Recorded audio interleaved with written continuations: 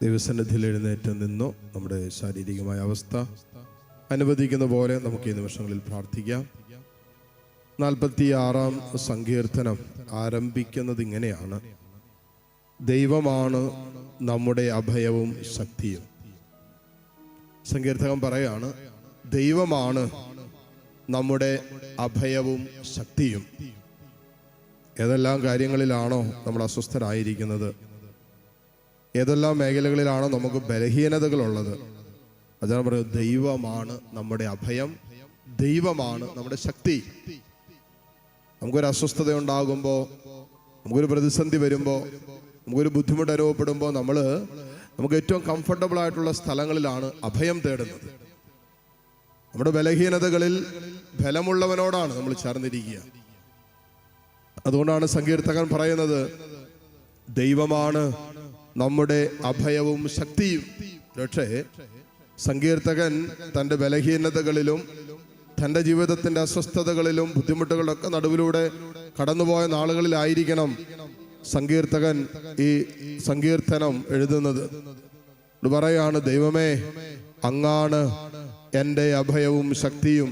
ഇത് കൂട്ടിച്ചേർക്കുകയാണ്, കഷ്ടതകളിൽ അവിടുന്ന് സുനിശ്ചിതമായ തുണയാണ്. കഷ്ടതകളിൽ അവിടുന്ന് സുനിശ്ചിതമായ തുണയാണ്.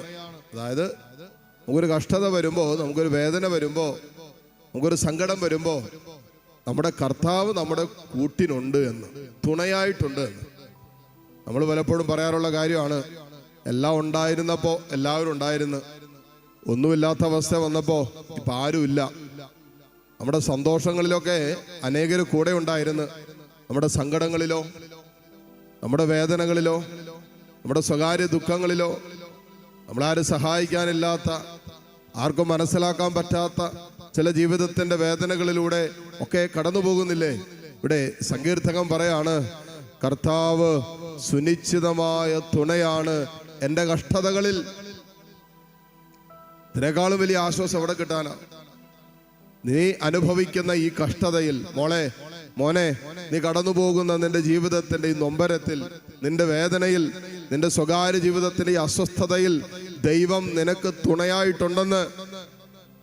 നമ്മൾ പറയാറില്ലേ, ആരുമില്ലാത്തവർക്ക് ദൈവം തുണയായിട്ടുണ്ടെന്ന്. സത്യമാണത്.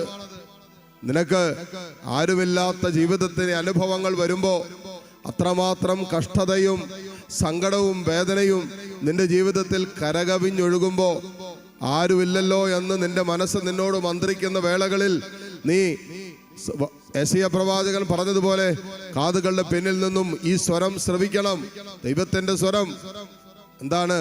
ഞാൻ നിനക്ക് തുണയായിട്ടുണ്ട്, ഞാൻ നിന്റെ കൂട്ടിനുണ്ട്. നീ ഭയപ്പെടേണ്ടെന്നേ, നീ ഭാരപ്പെടേണ്ടെന്നേ, നീ ഇത്രമാത്രം അസ്വസ്ഥപ്പെടേണ്ടെന്നേ, നീ സങ്കടപ്പെടേണ്ടെന്നേ. ഞാനിതാ നിന്റെ കൂടെയുണ്ട്, ഞാൻ തുണയായിട്ടുണ്ട്. ഈ മരണത്തിന്റെ നിഴൽ വീണ താഴ്വരയിലും ഞാൻ നിനക്ക് തുണയായിട്ടുണ്ട് എന്ന് കർത്താവ് പറയുന്നുണ്ട്. ദുരാശ്വാസമാക്കാൻ നോക്കിക്കേ. ഈ ആരാധനയിൽ പങ്കെടുത്ത് ലോകമെമ്പാടും ഇരുന്ന് പ്രാർത്ഥിക്കുന്ന അനേകായിരങ്ങളുണ്ട്. മക്കളെ, നിങ്ങളുടെ വേദനകൾ അറിയുന്ന ദൈവത്തിന്റെ മുമ്പിലാണ്. നിങ്ങളുടെ ചെറുതും വലുതുമായ സങ്കടങ്ങൾ അറിയുന്ന ജീവിക്കുന്ന കർത്താവിന്റെ മുമ്പിലാണ്.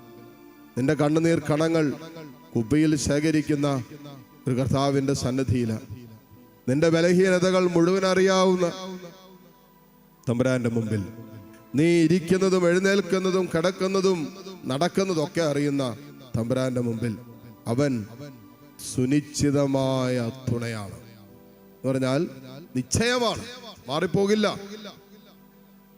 മനുഷ്യൻ മാറിപ്പോകും. ഒരുപക്ഷെ നിന്റെ മാതാപിതാക്കളും നിന്റെ ജീവിത പങ്കാളിയും നീ സ്നേഹിക്കുന്ന നിന്റെ മക്കളൊക്കെ ഒരുപക്ഷെ നിന്നെ ഇട്ടിട്ട് പോയേക്കാം. നിനക്ക് തുണയേകേണ്ട കാലഘട്ടങ്ങളിൽ തുണ അനുഭവിക്കാൻ പറ്റാതെ നിന്നെ ഉപേക്ഷിച്ചിട്ട് പോകുന്ന അനുഭവങ്ങളൊക്കെ ഉണ്ടാകാം. ഇതൊക്കെ സർവ്വസാധാരണമാണ്. പക്ഷേ ദൈവം നിനക്ക് തുണയായിട്ടുണ്ടെന്നുള്ളത് വാഗ്ദാനമാണ് വചനത്തിന്റെ. നിന്റെ കഷ്ടതയിലുണ്ടല്ലോ മോളെ, നിന്റെ സങ്കടത്തിലുണ്ടല്ലോ, ഈ ദിവ്യകാരുണ്യത്തിലേക്ക് നോക്കിയേ, കൽത്താരയിലേക്ക് നോക്കിയേ, നിനക്ക് തുണയായിട്ടുള്ള ഒരു ദൈവമുണ്ട്. അതുകൊണ്ടാണ് അനേകര് എന്നോട് ഈ കഴിഞ്ഞ നാളുകളിലൊക്കെ പറഞ്ഞുകൊണ്ടിരുന്നൊരു വിഷയമാണ്, അച്ഛാ, ഞങ്ങൾക്ക് സങ്കടം വരുമ്പോൾ, ഞങ്ങൾക്ക് വേദന വരുമ്പോൾ, ഞങ്ങൾക്ക് വല്ലാത്ത മനസ്സിന് നൊമ്പരം വരുമ്പോൾ ഞങ്ങള് മൊബൈൽ എടുക്കും, ഏതെങ്കിലും ഒരു ദിവ്യകാരുണ്യ ആരാധനയിൽ പങ്കുചേർന്ന് പ്രാർത്ഥിക്കും. അപ്പോൾ വല്ലാത്തൊരു ആശ്വാസം ലഭിക്കും. അതെങ്ങനെയാ? ഈ കർത്താവ് നമുക്ക് തുണയായിട്ടുണ്ട് എന്ന് വിശ്വസിക്കുക. എന്നിട്ട് അടുത്ത വചനം കൂട്ടിച്ചേർക്കുകയാണ്, ഭൂമി ഇളകിയാലും പർവ്വതങ്ങൾ സമുദ്രമധ്യത്തിൽ അടർന്നു പതിച്ചാലും നാം ഭയപ്പെടുകയില്ല. ജലം പതഞ്ഞ് ഉയർന്നിരമ്പിയാലും അതിൻ്റെ പ്രകമ്പനം കൊണ്ട് പർവ്വതങ്ങൾ വിറകൊണ്ടാലും നാം ഭയപ്പെടുകയില്ല. കാരണം എന്താണെന്നറിയാവോ? സൈന്യങ്ങളുടെ കർത്താവ് നമ്മോട് കൂടെയുണ്ട്. യാക്കോബിന്റെ ദൈവമാണ് നമ്മുടെ അഭയം. അതുകൊണ്ടാ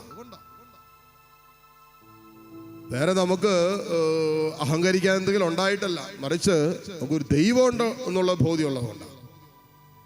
ഇപ്പോൾ കടന്നു പോകുന്ന ഈ ജീവിതത്തിന്റെ വേദനകളിൽ നിന്നെ സഹായിക്കാൻ ഒരു ദൈവമുണ്ട്. കർത്താവേ, സങ്കീർത്തകൻ ചോദിച്ചു, കർത്താവേ എനിക്ക് സഹായം എവിടെ നിന്ന് വരും? സങ്കീർത്തകൻ കൂട്ടിച്ചാണ്, എനിക്ക് സഹായം കർത്താവിൽ നിന്നും വരുന്നു. ആകാശവും ഭൂമിയും സൃഷ്ടിച്ച കർത്താവിൽ നിന്ന് എൻ്റെ കാൽ വഴുതാൻ അവിടെ നിന്ന് സമ്മതിക്കുകയില്ല. എന്നെ കാക്കുന്നവൻ ഉറക്കം തൂങ്ങുകയില്ല എന്ന വചനം പറയുന്നത്. ഇതാ കർത്താവ് ഈ അൽത്താരയിലുണ്ട്. കരങ്ങൾ രണ്ടും മാറോട് ചേർത്ത് പിടിച്ച് നിന്റെ വേദനകളെ, നിന്റെ സ്വകാര്യ ദുഃഖങ്ങളൊക്കെ ഈശോയോട് പറ. ഈശോയെ, എൻ്റെ അവസ്ഥ നിനക്കറിയാലോ. മാരക രോഗം എന്നെ വേട്ടയാടുന്നുണ്ട്. വല്ലാത്ത രോഗപീഠകളുടെ നടുവിലാണ് എൻ്റെ ജീവിതം. കർത്താവെ, എൻ്റെ ദാമ്പത്യം, എൻ്റെ കുടുംബം, ഒത്തിരി അസ്വസ്ഥതകളുണ്ട്, ഒത്തിരി അസമാധാനവും ഭിന്നതൊക്കെ എൻ്റെ കുടുംബത്തിലുണ്ട്. സമാധാനം നഷ്ടപ്പെട്ടു പോയ അവസ്ഥയിലാണ് എൻ്റെ കുടുംബം. കർത്താവെ, ജോലിയില്ലാത്തതിൻ്റെ ഭാരമുണ്ട് ഒരു ഭാഗത്ത്, മക്കളില്ലാത്തതിൻ്റെ നൊമ്പരം മറുഭാഗത്ത്, മുന്നോട്ട് പോകാൻ പറ്റാത്ത രീതിയിലുള്ള പ്രതിബന്ധങ്ങളും തടസ്സങ്ങളൊക്കെ എൻ്റെ പഠനത്തിലും ജീവിതത്തിൻ്റെ പല മേഖലകളിലും ഞാൻ അനുഭവിച്ചുകൊണ്ടിരിക്കുന്നു. ഈശോയെ, വരുമാന മാർഗങ്ങളെ നീ അനുഗ്രഹിക്കണമേ പ്രാർത്ഥിക്കട്ടെ. ഏതെല്ലാം മേഖലകളിലാണോ നിങ്ങൾക്കൊരു വേദനയുള്ളത്, സങ്കടമുള്ളത്, ആ വിഷയത്തിലേക്ക് ഈശോയുടെ സാന്നിധ്യം വിളിച്ച് പ്രാർത്ഥിക്കുക. എൻ്റെ കർത്താവേ, നിന്നിലാണ് എൻ്റെ അഭയം. ഈശോയെ, നിന്നിലാണ് എൻ്റെ അഭയം എന്ന് ഹൃദയം കൊണ്ട് പറഞ്ഞ് കരങ്ങൾ മാറോട് ചേർത്ത് പിടിച്ചുകൊണ്ട് തന്നെ കർത്താവിനെ കണ്ണു തുറന്ന് കണ്ട് താഴ്ന്ന സ്വരത്തിൽ ഹൃദയം കൊണ്ട് സ്തുതിക്കുമ്പോൾ ഹൃദയം മന്ത്രിക്കട്ടെ, തമ്പുരാനെ, നിന്നിലാണ് എൻ്റെ അഭയം, നിന്നിൽ മാത്രമാണ് എൻ്റെ അഭയം എന്ന് പറഞ്ഞ് ഏതാനും നിമിഷം കർത്താവിനെ സ്തുതിക്കട്ടെ. ഹല്ലേലൂയ, ഹല്ലേലൂയ, ഹല്ലേലൂയ, ഹല്ലേലൂയ, ഹല്ലേലൂയ, ഹല്ലേലൂയ. ഈശോയെ ആരാധന, ആരാധന, ആരാധന, ആരാധന, ആരാധന. ഈശോയെ ആരാധന, ഈശോയെ ആരാധന. ഹല്ലേലൂയ, ഹല്ലേലൂയ, ഹല്ലേലൂയ. ഈശോയെ ആരാധന, ഈശോയെ ആരാധന, ഈശോയെ ആരാധന, ഈശോയെ ആരാധന, ഈശോയെ ആരാധന, ഈശോയെ ആരാധന. ഈശോയെ നന്ദി, ഈശോയെ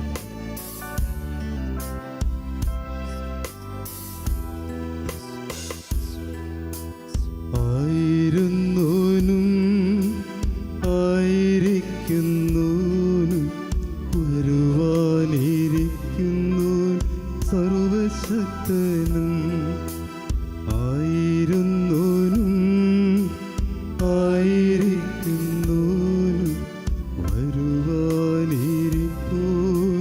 സർവശക്തനും. നിത്യനുമായ ദിവ്യ കുഞ്ഞാടേ, നീ മാത്രം പരിശുദ്ധൻ, പരിശുദ്ധൻ. നിത്യനുമായ ദൈവ കുഞ്ഞാടേ, നീ മാത്രം പരിശുദ്ധൻ, പരിശുദ്ധൻ. ആയിരുന്നോനും ആയിരിക്കുന്നോനും വരുവാനിരിപ്പോൻ സർവശക്തനും. ആയിരുന്നോനും ആയിരിക്കുന്നോനും വരുവാനിരിപ്പോൻ സർവശക്തനും. കൂപ്പുകരങ്ങളോടെ ദിവ്യകാരുണ്യത്തിൽ എഴുന്നള്ളിയിരിക്കുന്ന ഈശോയുടെ ആശീർവാദം നമുക്ക് സ്വീകരിക്കാം. നിങ്ങളിപ്പോൾ പ്രത്യേകമായിട്ട് സമർപ്പിക്കാനായി കൊണ്ടുവന്നിരിക്കുന്ന പ്രാർത്ഥനാ നിയോഗങ്ങളെ ചേർത്ത് വയ്ക്കാം.